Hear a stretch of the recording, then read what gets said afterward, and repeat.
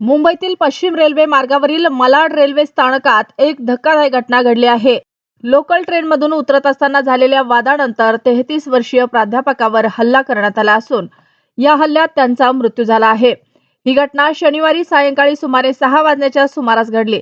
मृत प्राध्यापकाचे नाव आलोक कुमार सिंग असून ते कांदिवली येथे राहत होते. ते विलेपार्ले येथील एका महाविद्यालयात प्राध्यापक म्हणून कार्यरत होते.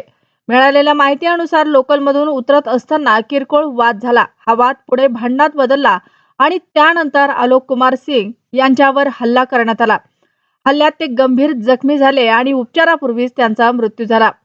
हल्ला केल्यानंतर आरोपी घटनास्थळावरून फरार झाला होता. मात्र रेल्वे स्थानकावर असलेल्या सीसीटीव्ही कॅमेऱ्याच्या फुटेजच्या आधारे पोलिसांनी आरोपीची ओळख पटवली. पोलिसांनी आता आरोपीला अटक केली असून पुढील तपास सुरू आहे. या घटनेनंतर रेल्वे स्थानकावरील प्रवाशांचा सुरक्षेचा मुद्दा पुन्हा एकदा ऐरणीवर आला आहे.